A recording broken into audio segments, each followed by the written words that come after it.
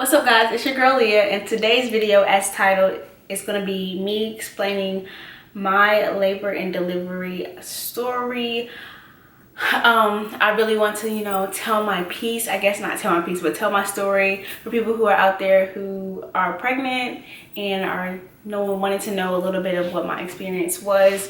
If you did not know, I did have a baby June 1st. I had my first and probably only child, Kinsley, my little pride and joy. So yeah, if you did not know, I did post a video saying I hid my pregnancy for 10 months. I'll go into a story about that later. But yeah, so straight into this video of my labor delivery story. So due date was May 25th. So a weeks before I actually delivered, so when you are pregnant, you have weekly appointments. When you start getting towards the end of pregnancy, I think they started around 36 weeks. I started doing my weekly appointments. So at 36 weeks, I would go to the doctor once a week just to check, the baby's heartbeat, check my cervix, see if I was dilating, see if I was in phase or anything like that. So every week I would go, doctor would tell me, oh, you're not dilated, you're not in phase, the baby's still high, she's not coming out. Previously, when I was 28, I was 28 weeks. Was that 28 weeks? I was around 30 something weeks pregnant maybe. When Kinsley, I was in full-blown labor, about to have this baby, but the doctors gave me a steroid shot and they stopped my labor, so I did not have her at 30 weeks. I think I was 30 weeks pregnant. Then, maybe 32, something around. I was past the 28 week mark. I know that for sure. So she was supposed to come early, but I went to the hospital. They stopped my labor, gave me a steroid shot to produce her lungs, and so she didn't come. So in my head, I was like, okay, since they stopped my labor early, this little girl is not going to come out on time. And so everybody's like, no, you look like you're dropping, whatever. So fast forward, it comes to, I hit my 39-week appointment. Baby's still high, not dilated, nothing's happening. They said, okay, I know you probably don't want to talk about induction, but let's talk about it because your due date is on Saturday. Today is Thursday. I was 39 weeks and 4 days pregnant, I think. I was 39 for 4 days. It's your due date is on Saturday. She doesn't come by then we're going to talk about induction. So I went back to the doctor the next week and they said, okay, your induction date is going to be that Friday. So May 31st was my induction date. So I had to call the hospital before, because sometimes I guess when you are getting induced, since you're not high risk or anything like that, you have to call ahead to see if it's a bed available.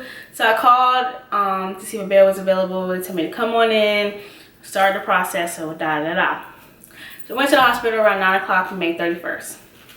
So they said, oh yeah, you're still not in phase. You're not dilated, this baby, we're gonna make this baby come, but right now she does not want to come out. So at that point I was already 40 weeks pregnant. I was 40 weeks pregnant, then 40 weeks in 6 days. So May 31st comes around, 9 o'clock. They set everything up, give me an IV. I had to get an antibiotic because I had group strep B, and so I had to get that antibiotic, which if you have group B strep or something like that, you have to get an antibiotic before you can actually deliver your baby to get it to go away. So the infection does not go into your baby. They said a long time ago they didn't know what was causing a lot of babies to die. So they started testing mothers to see if they had group B strep or group strep B, something like that. And every woman has it, but some women have a higher a higher level in their body, so just a precaution, they give you antibiotics so it doesn't pass on to your baby. So I was on antibiotics every 12 hours if I was in labor. So they gave me that when I first got into the hospital. Then I had to get this, it started with to see, it was a pill that they inserted in my vagina, and when they inserted it, they put it behind something, they put it in there. That's supposed to help my contractions start. So I got to the hospital. When I got to the hospital, they said, oh, you've been contracting, you haven't been feeling nothing? I was like, no, I mean, I've been cramping, but I didn't think it was anything serious. So they inserted the pill maybe like around 10 o'clock. So I was in labor. I was already in labor, kind of, sort of. I was contracting, but nothing was really going on. So I was in labor probably that whole day, cramping, whatever. I was in active labor starting at 10 o'clock that night. So at 10 o'clock, I'm in active labor, started having stronger contractions, still bearable, not that bad. So then the doctor comes in and she checks, you know, see what everything is going, see if I'm progressing. Nothing is going on down there.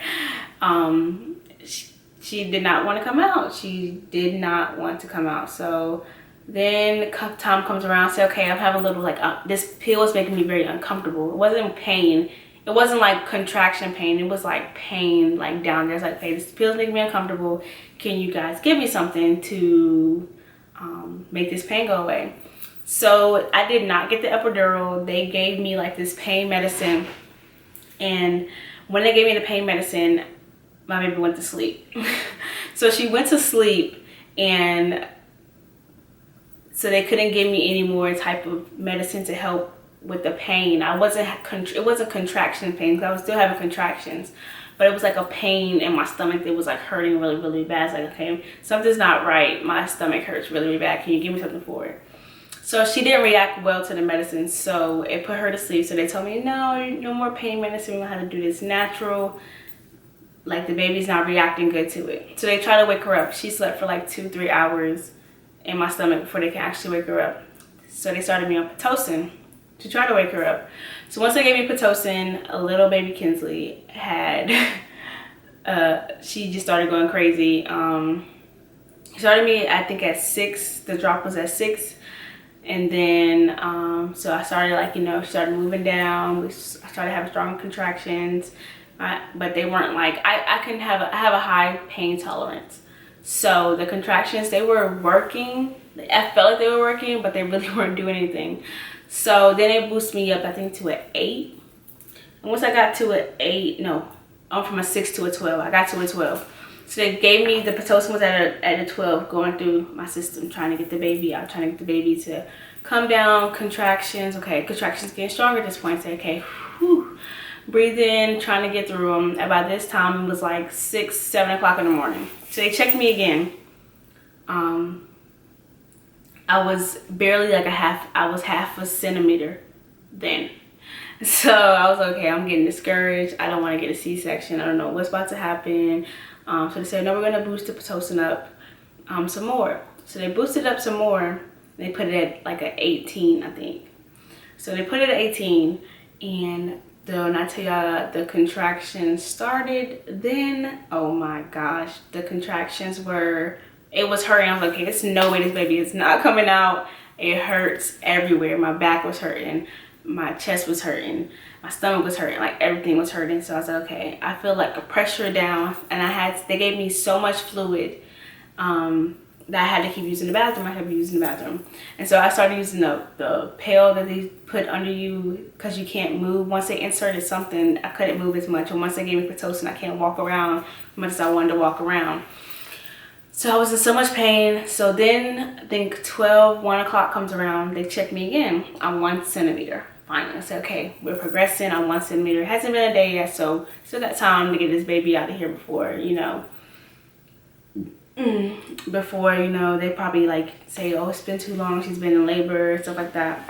So I got to 1 centimeter, got happy, got excited. So then I was like, okay, let me get on the medicine ball, let me bounce around a little bit. So I was bouncing around. I think I started bouncing around like around 4 o'clock. 4 o'clock, I got on the medicine ball. I bounced on it for 30 minutes. I got up and I was like, oh my gosh, something is off, y'all. Like, I was talking to my mom and my child's father. It's like, something is off. And it's like, what's wrong? I said, I think my water's about to break. And as soon as I said that, the water started gushing out of my body. People say they have like a slow leak. No, I felt like I was going down a water slide and all the water like rushes into your face. I felt like it was rushing out of my vagina. It was just so much, and it just would not stop. And so the doctor came in at 5, and my water was still breaking. Water fluid was still coming out.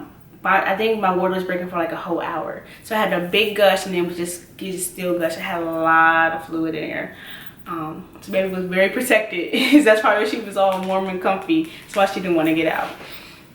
So my water broke, and then 5 o'clock came around. I was 1 centimeter still, and she's like, okay, well maybe since you don't have that cushion of the water in there, the contractions are going to start to hurt.